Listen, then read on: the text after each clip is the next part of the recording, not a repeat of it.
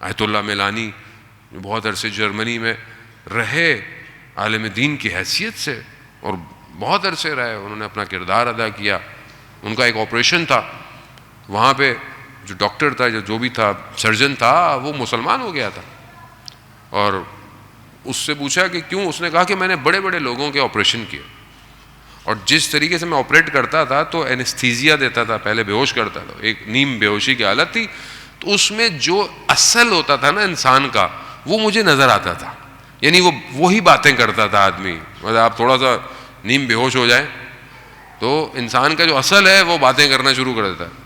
جو بات سے لوگ گھبراتے ہیں نا نیند میں کہیں سچ نہ بول دیں گے، تو یہ ہوتا ہے کہ وہ ایسے لگاتا تھا. تو اس نے کہا میں نے بڑے پریسٹ فادر ان کے آپریشن کیے ہیں، تو میں ان کو جب بھی کرتا تھا تو کوئی گانے گا رہا ہوتا تھا، کوئی پتہ نہیں کیا کیا بولتا تھا.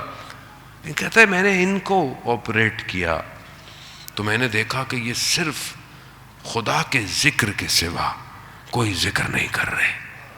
وجود ایسا عادی ہو چکا ہے ذکر الہی کا، اس حالت میں بھی لا الہ الا اللہ ہے. ان کا واقعہ ہے کہ ایک فیملی ان کی خدمت میں آئی، جرمن فیملی، اور انہوں نے کہا کہ ہمیں مسلمان ہونا ہے. تو انہوں نے کہا کہ ٹھیک ہے اچھی بات ہے، لیکن ماجرا کیسے مسلمان ہونا ہے؟ کہا کہ میری ایک بیٹی ہے اور اس کو ایک ایسی بیماری ہے کہ اس کی پسلیاں جو ہیں وہ افیکٹڈ ہیں، جس کی وجہ سے نہ وہ بول پاتی تھی نہ وہ چل پاتی. میرے پاس بہت پیسہ تھا، میں نے دنیا جہان میں اس کا علاج کروایا لیکن کچھ فائدہ نہیں ہوا. تو کہا میرے گھر میں ایک مسلمان خاتون بہت عرصے سے کام کرتی ہے، تو اس نے مجھے کہا کہ میں تمہیں ایک ایسے ڈاکٹر کا پتہ دیتی ہوں کہ جس سے تمہاری بیٹی ٹھیک ہو جائے گی. مختلف طریقے سے اس واقعے کو بیان کیا گیا. تو اس نے بولا کہ چلو اس ڈاکٹر کے پاس. کہا اس ڈاکٹر کے پاس جانے کی ضرورت نہیں ہے. تو اس نے بولا کہ کیوں میرے ساتھ آپ ایسی گفتگو کر رہی ہیں، آپ کو پتہ ہے کیا؟ کہا نہیں. کہا یہ تسبیح پکڑو اور ایک کونے پہ بیٹھے جاؤ، بس ایک ذکر ہے اور اس کو پڑھتے رہو. کہا بچی بیچاری بری حالت میں، اسے بھی بہرحال میں نے بولا کہ تو کون ہے وہ ڈاکٹر؟ کہا وہ کوئی اور نہیں ہے، رسول کی بیٹی ہے، اسے یاد کرو، اسے توسل کرو. کہا دیکھا کہ اس نے بھی اپنی جا نماز بچھائی اور شروع ہو گئی.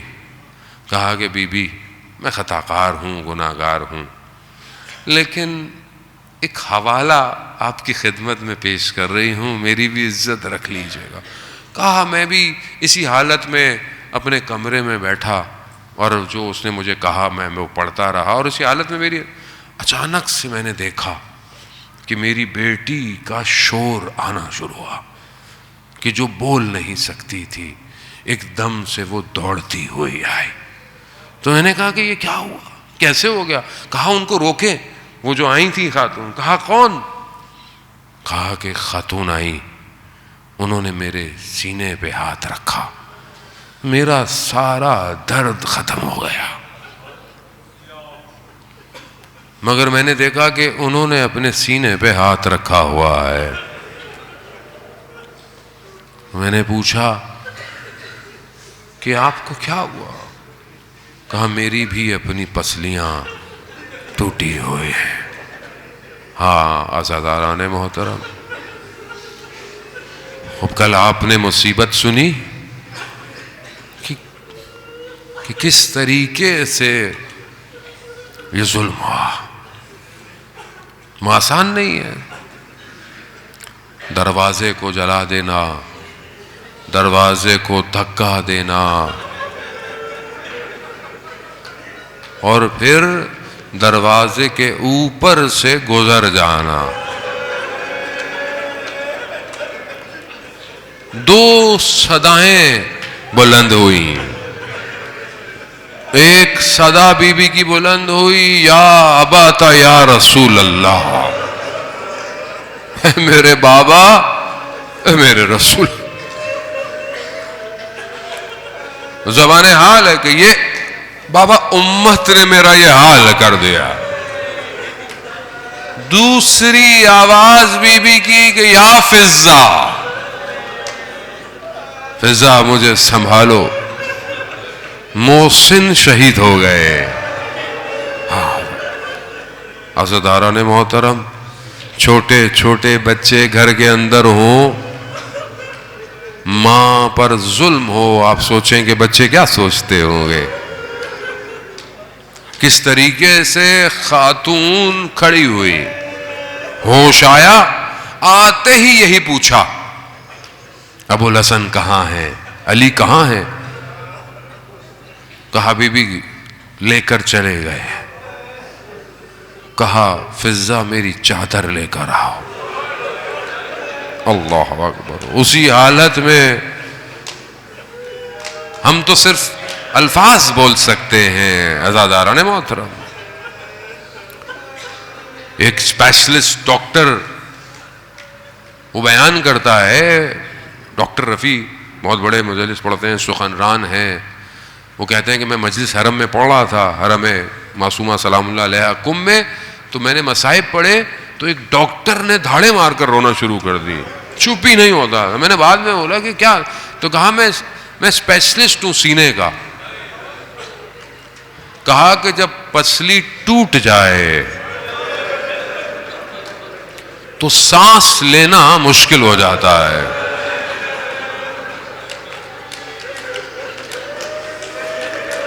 ہاں زیادہ کبھی تجربہ کر کے دیکھ.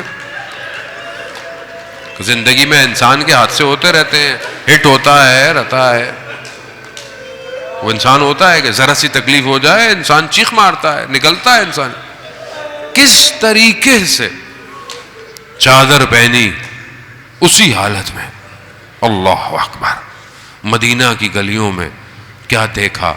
علی کے گلے میں رسی ڈلی ہوئی. بی بی نے جا کر روکا، مولا کے کمر بند میں ہاتھ ڈالا، کہا میں علی کو جانے نہیں دوں گی. بس عزاداران محترم، میرے چھٹے امام فرماتے ہیں وہ ظلم ہوا. تلوار کے غلاف سے بازوؤں کو اتنا مارا گیا، بی بی نے ہاتھ چھوڑ دیا. ہاں اب وہ زخم کیسے تھے، کون تھے، خدا جانتا ہے. عزاداران محترم، اس کو ہم کہاں بیان کریں کہ اتنے زخم تھے کہ چھٹے امام کہتے ہیں ہماری جد کی شہادت کا باعث یہی زخم بن گئے. امام علی کو لے کر چلے، بے شمار امام علی کو لے کر چلے گئے. بی بی پھر بھی اس حالت میں، عزاداران محترم، پھر بھی اسی حالت میں جو ہے وہ مدینہ کی مسجد کے باہر جا کے بیٹھ گئی. بی بی نے کہا کہ میں بالوں کو کھول لوں گی، میں خدا کی بارگاہ میں بد دعا کروں گی. امام نے حضرت سلمان کو بھیجا کہ جاؤ سلمان، فاطمہ سے کہو کہ صبر کرے، ایسا نہ کرے بابا کی محنت ضائع ہو جائے گی. ابھی بی بی نے ہاتھ اٹھائے تھے، مسجد نبوی کی دیواریں بلند ہونا شروع ہوئی. بیٹھی رہی سیدہ جب تک علی کو چھوڑا نہیں، بیٹھی رہی. لے کر گئی ہیں علی کو. میں کہوں گا یا سیدہ بڑا ظلم ہوا، یقیناً اس سے بڑا ظلم کوئی نہیں تاریخ کائنات. لیکن ایک آپ کی بیٹی بھی تھی جو چند قدموں کے فاصلے پر کھڑی رہی. شمر جالس علی صدر، شمر سینے پہ بیٹھا، کند خنجر چلاتا رہا. وہ بیٹی کھڑی ہو کے دیکھتی رہی. یا سیدہ آپ تو امام علی کو گھر لے گئی، یہ بیٹی دیکھ رہی ہے کہ شمر نے سر کو تن سے جدا کیا اور ہاتھ میں لے کر چلنا شروع کیا. وہاں یہ بٹی بھی یہی کہتی ہے واہ ماتا واہ محمد واہ علی. پھر خدا کی بارگاہ میں کہا تقبل منا، اے پروردگار ہماری اس قربانی کو قبول.